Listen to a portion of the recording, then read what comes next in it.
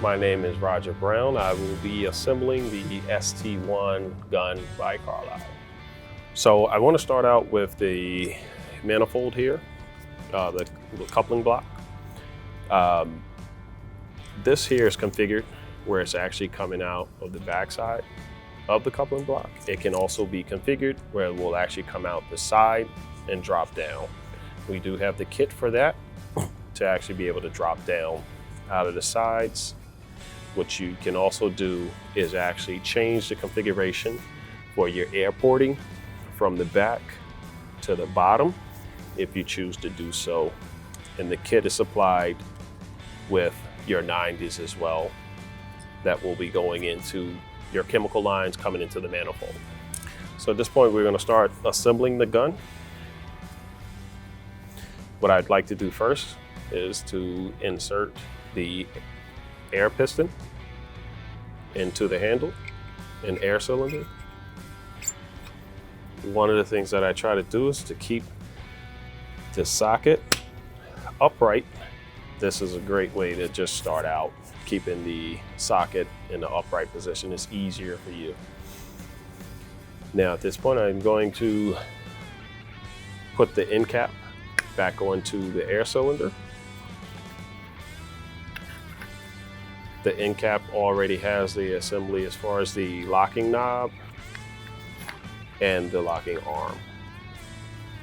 The locking arm in the lock position will be pushed forward and locked so that the air cylinder is not able to travel far enough backwards to align the impingement holes with the side seals to release chemical on both sides, your resin side and ISO side. So at this point now, I'm going to screw on the end cap. Now the air valve assembly. This is a ball check that will eliminate any material migration into your air passageways here in the handle. You will need a screwdriver. So we're gonna screw in the air assembly. Before we put the trigger on, we need to put the spool valve back into the housing. Insert it as so. You can use a punch.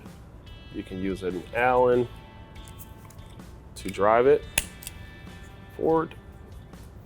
And then this is in its proper position. At that point, I will insert the spring and the quick disconnect base. And we will screw it in, like so. I will just use an adjustable to tighten it. You don't want to over tighten it. Now you're ready to install the trigger.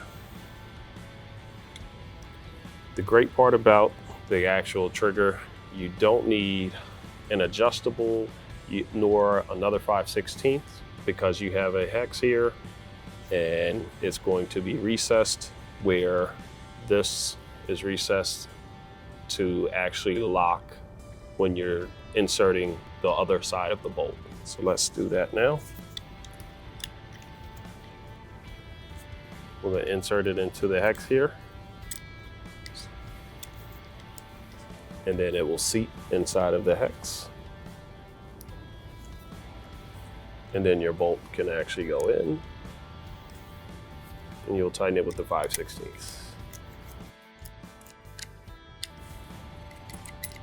Now your trigger is installed. So now we're going to insert the muffler into its proper position, and its proper position is on the back side of the handle. So we can insert it here. One of the great things about the muffler, it is pretty much hidden in the handle of the gun, of the spray gun, so you do not have to worry about it getting covered in overspray and slowing the actuation of your mixing chamber. Now we're gonna put in our stud. So you're gonna want your spacer on top of your clip for your strap.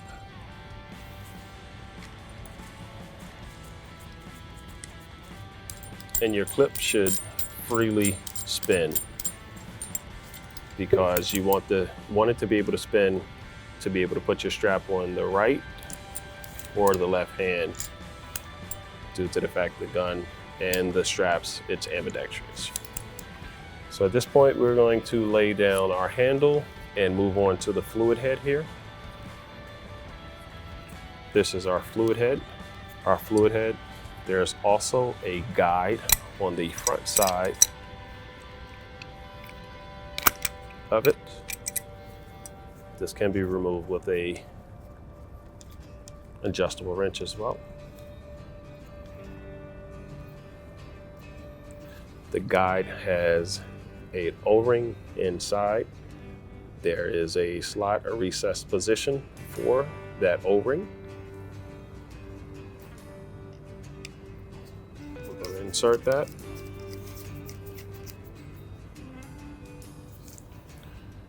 Then we're going to move on to our resin, side seal body, as well as the side seal itself.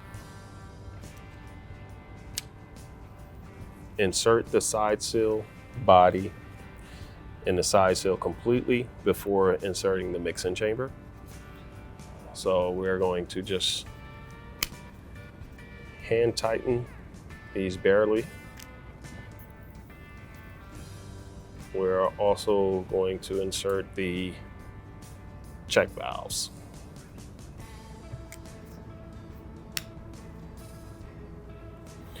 On your check valves, your A side check valve is going to be stamped A. Your B side check valve will not be stamped. As well as on your side seal housing, your A side will be clearly marked on your fluid head, as well as your side seal housing. And then I'm going to move on to the handle, where the mixing chamber.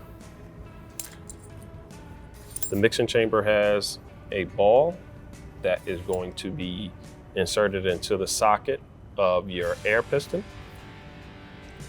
Your ISO side will be marked with an indentation here on your left side of your mixing chamber, and it will be inserted as so. Also, your mixing chamber will be stamped with the appropriate size. Now, I'm going to insert the mixing chamber into the fluid head, and remember to keep your side seal housing not completely screwed in so that you allow the room that the mixing chamber can pass through.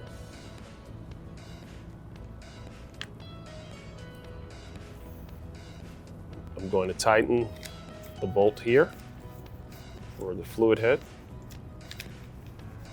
I'm also going to tighten my side seal housing on my A side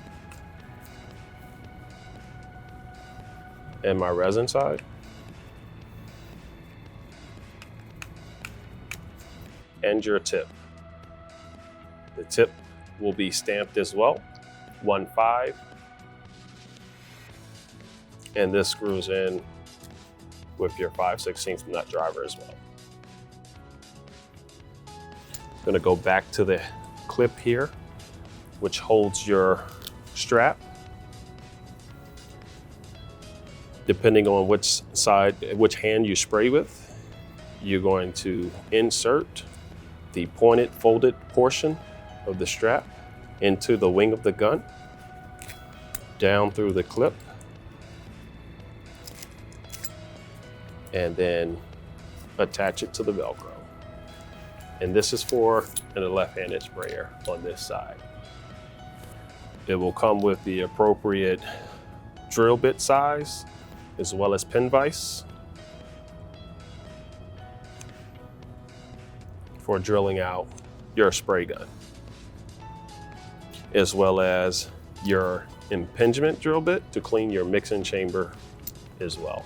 At this point, your ST1 spray gun is completely assembled and ready to be coupled with your coupling block that would be attached to your hose. Once you're attached to your hose with your ST1 gun, you're ready to spray foam.